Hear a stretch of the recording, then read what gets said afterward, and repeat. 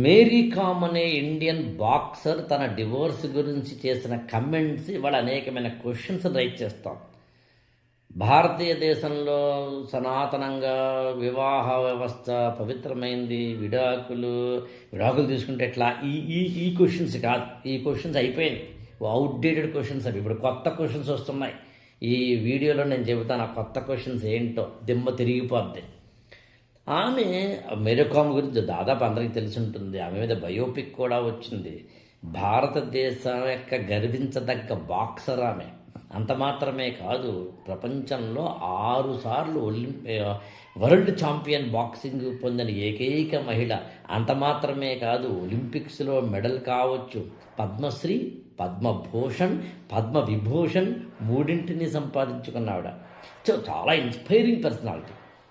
కానీ మణిపూర్కి చెందిన ఈమె మాట్లాడుతున్న కొన్ని మాటలు ఏంటంటే కొంచెం ఇక్కడ పచ్చిగా చెబుతాను.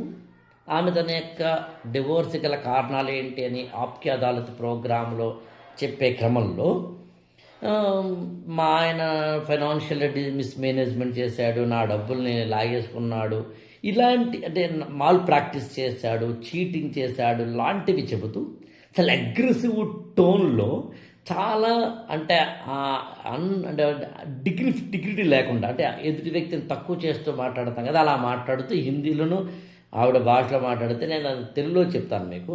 అంటే పచ్చిగా చెప్తున్నాను కాబట్టి ఇంత ఎక్స్ప్లెయిన్ చేస్తాను. యాక్చువల్గా మొగుడు అనేవాడు సంపాదించాలి.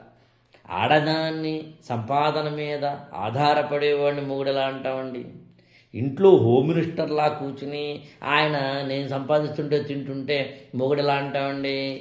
This is the tone, this is the version.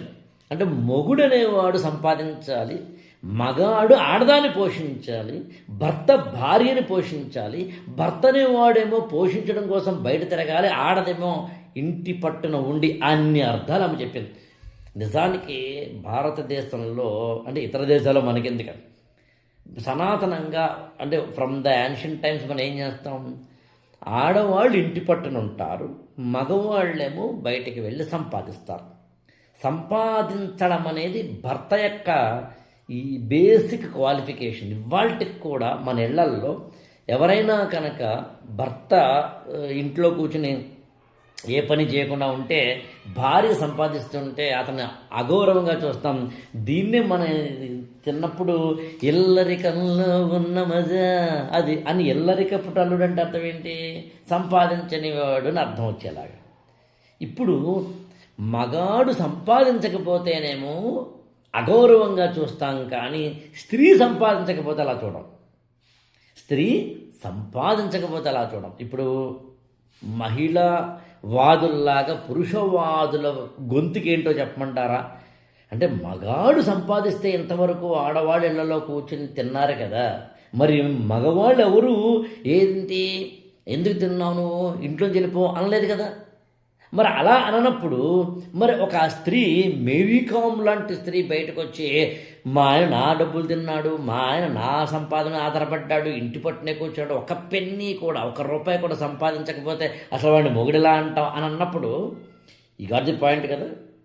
ఇప్పుడు క్వశ్చన్ ఏమొచ్చింది? మొత్తం టోటల్ సినారియోలో పురుషులకు సంబంధించిన వేదన, పురుషులకు సంబంధించిన త్యాగాలు, పురుషులకు సంబంధించిన అనేకమైన కసరత్తులు ఇవాళ డిస్కషన్కి వచ్చాయి. ఆడదానికి ఒకలా, మగవాడికి ఒకలాగా రూల్లో ఒకప్పుడు పురుషుడికి ఆధిపత్యము అనే దాంట్లోంచి ఇవాళ కొత్తగా నాకు తెలిసి మేరీ కామ్ ఇస్తున్న డిస్కషన్లో కీలకమైన అంశం ఒక్క మాటలో చెప్పాలి అంటే, మరి ఇంతవరకు మగవాళ్ళు కూడా ఇన్ని త్యాగాలు చేశారు కదా, ఇంత కష్టపడ్డారు కదా, ఇన్ని రోడ్డు మీద పడి సంపాదించి ఇంటికి వచ్చి ఇస్తే మరి ఇళ్లలోకి ఉండిపోయాం మేము, కూరుకుపోయాం మేము, వంటింటి కుందేళం అయిపోయానే అని అంటారేంటి స్త్రీలు? స్త్రీని సంపాదించద్దని మగవాడేమీ తొక్కి నార తీయలేదు కదా. ఇక చాలా క్వశ్చన్స్ ఉన్నాయి. యాక్చువల్గా నేను ఈ వీడియోలో కావాలని క్వశ్చన్స్ మాత్రమే ఇస్తున్నాను. బహుశా నాకు తెలిసి ఇంకో 2-3 వీడియోలు చేయాలేమో నేను ఒక్కొక్క దాన్ని తీసుకుని. యాక్చువల్గా లాస్ట్గా ఒకటి చెప్పి ముగిస్తా. ఇటీవలి కాలంలో స్త్రీలను అణచివేసేశారు. స్త్రీ జాతి అంతటిని పురుషులు తొక్కి తీసేశారు. వారి దుస్తులకు సంబంధించి కానీ, ఇతరత్ర వాటికి సంబంధించి కానీ ఇతరత్ర అంశాలలో అనేదాన్ని వాళ్ళ క్వశ్చన్ చేయబడుతోంది. 50 ఏళ్ల కిందట ఇదే దేశంలో స్త్రీల హక్కుల గురించి మాట్లాడారు. ఇవాళ 2026లో 21వ శతాబ్దంలో 25 ఏళ్ళు దాటాక ఇవాళ పురుషుల హక్కుల గురించి ఆలోచించడము, క్వశ్చన్ చేయడము లాంటివి స్టార్ట్ అయింది. అంటే మినిస్ట్రువల్ లీవ్. ఒకప్పుడు స్త్రీకి నెలలో 3 రోజుల పాటు మినిస్ట్రువాలిటీ ఉన్నప్పుడు ఇంట్లో దూరంగా కూర్చోపెట్టడం అనేది తప్పైనప్పుడు, ఇవాళ ఉద్యోగాలు చేస్తున్న స్త్రీలు మినిస్ట్రువల్ లీవ్ని అడగడానికి హక్కు ఎక్కడి నుంచి వస్తుంది? ఇది రైట్ ఎలా అవుతుంది?